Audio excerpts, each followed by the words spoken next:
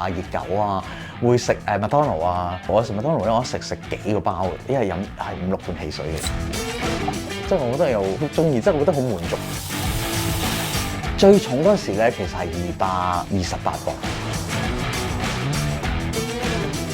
佢一路 keep fit， 可以減到幾十磅，真係好奇蹟。同埋咧，佢好自律，同以前係完全不一樣。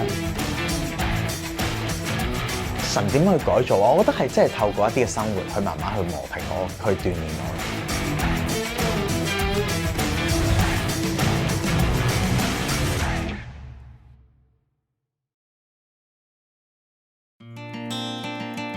呢張相再見肥胖的我，係吳卓輝 Frankie 自己整嘅體型對比圖，可以見到短短2年，佢由228磅勁減超過90磅，到而家135磅。聽下佢分享點樣做到。每一日咧，其實我而家好早起身嘅，我應該係7點鐘，我唔使鬧鐘起到身嘅。起身第一樣嘢我係祈禱，同埋我寫日記。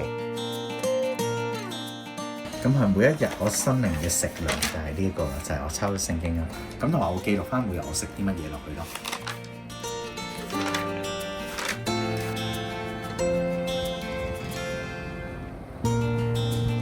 10點鐘翻到公司，我就 skip 咗個早餐，就晏晝開始食嘢。最主要食菜，我每日都食斤幾兩斤菜嘅晒。咁烚又好，炒又好，其實冇乜所謂。蛋係每日我都會食嘅，其實有陣時可能我食5-6隻啊咁樣嘅。咁飯就盡量都會 skip。麵包我咪唔食，我以前一日食6個麵包，但係我而家一個禮拜可能食1次咯。因為好肚餓，唔食下青瓜咁嘅。盡量都避免食甜嘅嘢，同埋汽水我戒得好清。可能我間唔時都會飲，因為而家可能天氣熱啦，我都會好頂唔順，我咪飲罐 Zero 啊，或者係無糖。飲茶啦，最主要係飲水啦。去到夜晚嘅時候，肚餓先食，就算有少少餓嘅感覺都好啦，我都瞓咗去嘅。我每一晚我都記得我飲幾多杯水，寫低我食幾多嘢嘅。啊，今日有冇重到？我每日都會磅嘅，其實係。咁呢個亦都係我覺得我能夠維持到我體重啦。當我今日睇嘅時候，我覺得好嘅習慣係由唔習慣開始。Frankie 本身係肥底，細個已經有啲肉地。佢出身小康家庭，喺外國讀完 master 翻嚟冇耐就做保險，好快就做到成績。因為我屋企人又識得多人嘅，其實咁我睇翻其實我嘅 resources 上面比其他人係豐富。第3-4年度咯，我已經年薪過8萬嘅。公司好好啦，俾間房我啦。嗰陣時我好中意玩車嘅，其實我1年轉2架車好啦，即係我咩車我都揸過。你要俾人睇到風光嗰面。咁但係正就係覺得咩都有嘅時候咧，我開始覺得有啲迷失。嗰種迷失係你好想同人比較咯，希望想再做好啲，有一種唔安全感喺度。上網嘅時候識到啲人啊，咁佢話不如你試下吸毒啦。我又覺得幾舒服啊，又可以唔使諗，咁就吸咗咯。跟住咁就試下，我覺得幾好玩喎。講真啦，保險公司資源都有限嘅，房咁多間，其實係我記得我坐一間房唔知2年到啦，3年到啊，好似係。跟住咧有同事過咗個頭，老細同我講話，唔好意思啊，你要出房咯。因為我面對唔到啲同事，我唔敢翻公司。成日都喺屋企，我記得我老細啊，我唔翻工會打俾我媽嘅，其實我幾黐線啊，兩下30幾歲嘅，我老細會打我Becky 冇翻工，匿埋坐喺房咯，開始越吸越多，其實係初吸毒嘅時候咧係會瘦嘅，其實係咁，因為唔食唔到嘢，但我吸下嘅時候咧，我又覺得我都有好多 craving 喺度，真係覺得吸毒已經未必滿足到我，所以我繼續去食嘢，我繼續去食一啲我中意食嘅嘢，暴飲暴食。當時係15年 ，Frankie 唔返工，日日匿喺屋企。就係呢個時候，佢體重直線上升。做阿媽嘅睇到個仔咁嘅情況，痛心之餘，亦尋求信仰幫助。佢完全不受控制嘅，佢夜晚出嚟食嘢，日頭匿埋，唔返工，直情好撇咁樣。咁啊，當然好心痛啦。咁我就話：你唔返工，你都顧下你個身體係咪先？咁啊，夜晚出嚟食好多麵包炸嘅，食到好肥，同佢講嘢都唔睬我，同埋個神情咧好古怪嘅，因為我從來都唔知咩叫毒品，亦都未見過，係嗰次差人拎出嚟咧，就係好似啲冰糖嗰啲咁咯。每日咧就為佢守望禱告，神必定為佢開道路。咁我姊妹就同我講嘅，你一定要同你個仔祈禱，佢唔係咁日嘅，從小都唔係嘅，希望佢係改過，同埋遠離嗰啲壞嘅朋友。2021年咧有一日，無啦啦有堆藍帽子截住我，叫我去查袋咁樣，都死啦！裏邊有嘢，咁俾佢查到啦。咁當時我屋企人好好，屋企人請律師俾我可以打得，即係可以啊！你只要乖乖地喺2年咧喺社區度戒毒咧，就福音戒毒都唔使入，坐監又唔使坐，梗係飄然啦嗰下，飄然嗰下點啊？繼續吸毒咯，咪就係。咁但係咧，其實嗰陣時已經有感化令嘅，感化公好中意1、2打俾我，就叫我3、4、5之內去 check 啦。佢嗰日咧好少1、2都唔打俾我，跟住我係老定啦就食咯。點知晏晝星期3打俾我，要我星期5之前要翻去驗，咁就係嗰次中咗。個感化官同我講，得2個選擇，你一係入福音戒毒，你一係去坐監。咁你揀咩？咁我驚坐監其實，咁啊最尾我揀咗福音戒毒咯。都係其實喺初嘅時候我係好唔願意，但我冇得揀。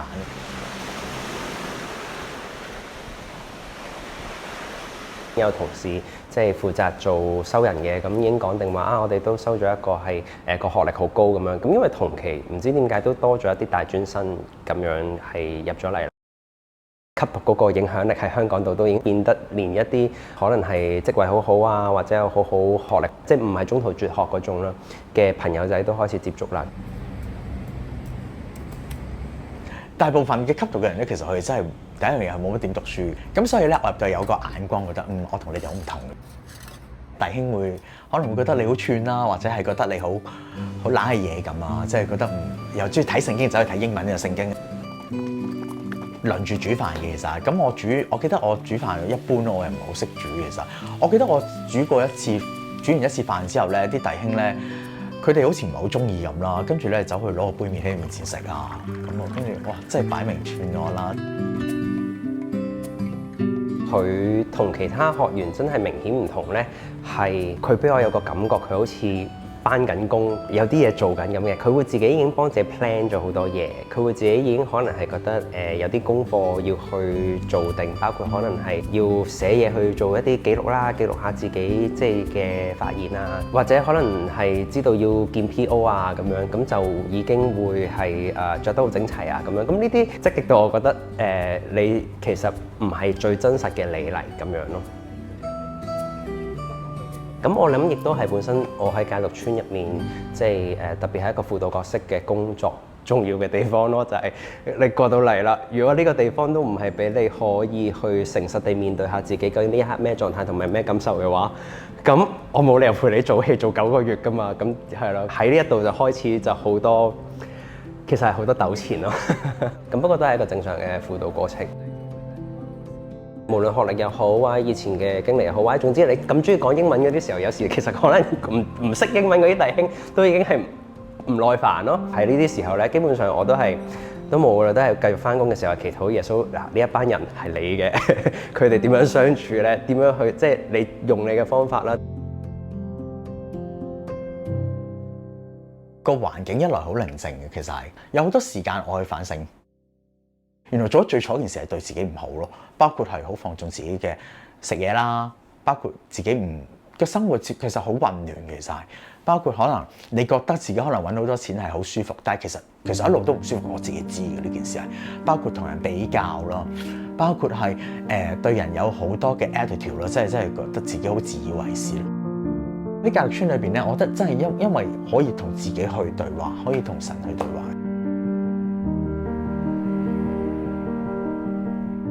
有位牧師入嚟問有冇人想決志？我記得佢就嗰日我開始決志，我願意去交託，因為我知道自己好多嘢都做唔到。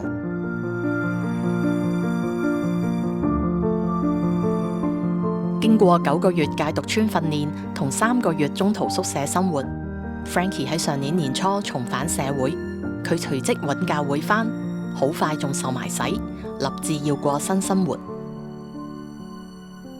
我想我自己有健康嘅生活，健康嘅生活係嚟自啲咩？係嚟自規律嘅生活。喺我嘅人生裏邊，我減過好多次肥嘅，其實次次都好失敗嘅，成日好壓制自己個食慾，即係覺得啊唔去諗嘢食，唔去諗嘢食，結果越食越多。但係我覺得今次其實有少少分別，我唔會用減肥呢個 term 啦，我覺得我想我身體好。當我想身體好嘅時候咧，我就唔係諗住啊我要食幾少嘢，而係我開始揾一啲有營養嘅嘢俾自己。薯片啊、雪糕啊嗰啲，以前我都會好中意食咯。但係而家我覺得呢啲食物其實你食咗落去咧，其實都係一來係冇營養，二來你食咗落去咧又唔係幫你飽肚，對健康唔好，同埋食完之後我只會唔舒服，身體唔啱啊呢啲嘢，你咪唔好食咯。呢個睇法咧，我覺得係我喺戒毒村裏面係學到。所謂戒一啲嘢啦，就係你戒毒就會諗毒品啦，越戒就越戒唔到。其實係生命裏邊咧，除咗一啲我唔想要嘅之外，更加重要係我揾啲乜嘢喺我生命裏邊。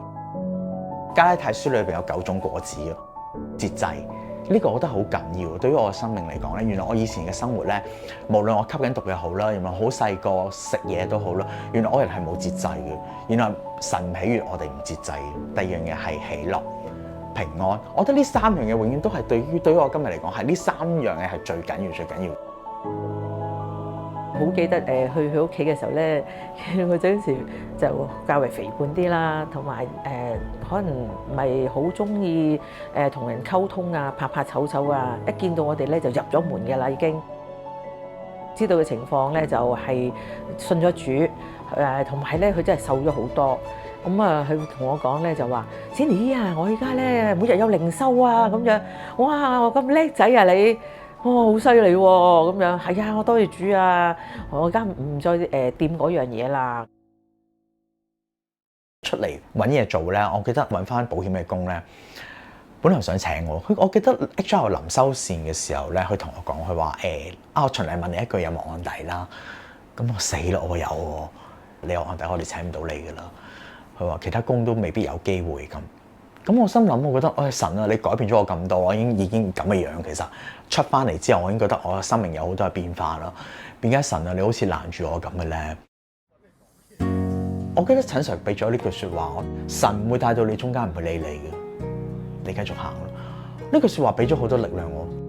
跟住我諗下邊一份工唔介意我有案底，跟住嗰晚直情嗰晚我即刻 apply 2份工，呢2份工即刻見我，跟住2份都請咗我，後尾我揀咗我而家呢個機構。我個工作崗位叫做貧富輔導員。貧富輔導員嘅咧有2個要求嘅，第一個要求就係你吸過毒啦，第二個要求就係你戒過毒。我大部分嘅同事全部都係社工嚟嘅，佢哋冇吸毒或者戒毒嘅經驗，所以好多時咧我嘅工作就係要陪佢見 case 啦，或者係搞一啲活動。見 case 嘅時候，好多時候佢哋都會問可能個 case 裏邊有啲咁嘅情況，可能話佢又翻級啦，又或者係佢出唔到嚟啊，或者好多狀況佢哋未必理解。我哋嘅作用就喺呢一度咯，就係可能佢出現呢個狀況會係咩原因啊？俾到一啲有用嘅資訊俾佢哋咯。就我覺得呢個係我今日神委派我今日做嘅工作最有意義嘅一件事咯。咁你估下呢個代價係啲乜嘢 Frankie 今年46歲，期望自己喺工作上繼續以自身經歷幫助人，喺屋企就好好學習同家人相處，特別係同媽媽。吸毒冇人想俾人見到嘅，其實係咁亦都係我唔想屋企人見到，咁所以佢成日問你食唔食飯咧，我唔會同佢哋一齊食飯㗎，即係你有你哋食啦，剩咗留俾我啦，或者我自己拎啲嘢食入房食，所以其實冇乜時間我哋係傾到偈嘅，其實係，亦都唔知你咩，一出世通常都係俾人鬧交咯。1-2個月之前發生啦，為一件事，為一啲好小事其實為一罐可能雪櫃裏邊有啲嘢啊擺得唔好啊之類咁樣喺度嘈下咧，突然間我覺得。嘈咗幾句啦，跟住我覺得唔可以再嘈，我話算啦，我話媽咪對唔住，我話我唔啱。當我認咗錯嘅時候咧，第一樣嘢我覺得呢個都係加拉太書裏面其中一點，就要溫柔。有陣時嘈一件事咧，未必係講緊嗰件事本質嘅，而係有時好多時係出咗一啲態度上面。隔咗2日，佢 send 翻 message 俾我，我媽同我講翻對唔住。我覺得好正，即係成件事，我喺我40幾年嘅人生，我從來都冇試過。同我媽媽講對唔住，亦都更加冇，我媽咪亦都冇同我講過對唔住。即係我覺得冇神喺度，我哋做唔到呢一件事。早排我話我擔心啊，其實我而家做緊呢份工係咪我會有好多唔安全感嘅，因為可能我揾嘅錢唔多咯。咁我係覺得有好多擔心。我同佢講，媽咪同我講出，我覺得呢個好正，神會祝福你，神會保佑你，即係神會喺你身邊。我覺得原來就係咁簡單，要一句咁説話嘅啫，即係你有好多擔心，你唔識去講，但係即係我冇諗我媽會同我講話神會睇到，神會看顧。我覺得呢個原來大家嗰種扶持係屋企人咧係，我覺得好緊要。有擔心，我覺得擔心冇問題嘅，因為我哋係會有擔心，因為擔心就係因為我緊張有啲嘢係，但係最重點係後面嗰句係神會陪住你去行。佢以前好冷漠嘅，甚至乎對我哋都係又唔傾偈又唔成。但係而家咧，佢翻嚟一定要大家傾下偈，講下佢日常嘅工作啦，開唔開心啦，嚇或者問下我個心情咧，有時係咪啊？咁咧即係個融洽好多。以前係擔心、傷心，而家係放心同埋開心，感激神係重新俾翻個仔我。兩母子有傾有講啦，同埋有時有咩拗撬，好快就已經冇事啦。因為大家肯攞個心出嚟講 say sorry 啦。哎呀，阿媽頭先我講嘢語氣重咗，對唔住啊。或者媽咪話：哎呀係喎，我琴日可能咧就有啲脾氣，你都唔好嬲我啊。兩個好深情對話已經。我覺得我今日嘅生命咧係神不斷去供應緊我㗎。每日就係你有力量你去做嘅嘢，你食嘅嘢可以唔需要食到好刁鑽，你食一啲有營養嘅嘢。你行到嘅地方你咪行咯，唔使搭車。我覺得神咧俾咗好多嘅祝福我，就係特別係我有健康上。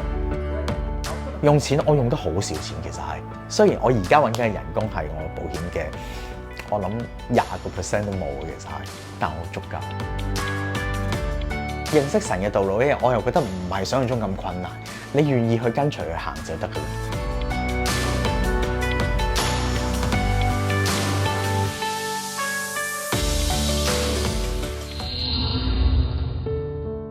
睇完 Frankie 嘅故事，有冇學到幾招瘦身秘訣呢？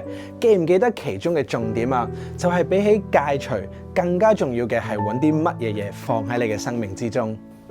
Frankie 曾經好放縱，日日係咁食嘢，係咁吸毒，搞到生活一塌糊塗。直至入咗福音戒毒村，先開始反省自己。其後佢將人生交俾耶穌，俾耶穌帶領走翻一條正路，將健康放喺生命之中。就係咁，佢自然就同毒品同暴食一刀兩斷啦。你想唔想要健康呢？ Frankie 得，你都一定得㗎。請你跟我同耶穌咁講啊！親愛嘅耶穌，你話如果有人喺你裏邊，佢就係一個新造嘅人，可以喺你裏邊擁有一個新嘅生命，嗰啲舊嘅事、舊嘅壞習慣都可以成為過去。主耶穌，請你嚟到我嘅生命裏邊，幫助我去過一個新嘅生活，俾我可以重新開始。多謝你愛我，主耶穌。Frankie 嘅工作係做朋輩輔導員，去關心同埋幫助有需要嘅朋友。我哋都肩負呢個使命㗎，打嚟 CBN 輔導熱線同我哋傾下偈啦。號碼係31883803，你亦都可以透過以下嘅方法同我哋聯絡。你嘅留言一直都撐住我哋㗎，好似早前有觀眾喺 WhatsApp 咁講，我每日都會上 YouTube 睇 CBN 製作嘅《星火飛騰》，每一個故事都好感動、好感恩。多謝呢位觀眾咁撐我哋啊！我哋一定會繼續加油，努力去拍好每一個生命故事。CBN 都好需要大家撐住㗎，無論喺 Facebook 或者 YouTube， 都想拜託你 comment、like、share 或者 subscribe。你嘅舉手之勞將會幫助到影片接觸到更加多嘅人。我哋仲好想請你成為我哋嘅同行者，你可以成為 CBN 分享大使，願意向人分享我哋嘅製作，或者 send WhatsApp 短信去到64696090，表示願意收取 CBN 嘅最新消息，又或者成為我哋嘅月捐者，只要掃一掃呢個 QR code 就可以直接奉獻啦。有了知識，又要加上節制；有了節制，又要加上忍耐；有了忍耐，又要加上虔敬。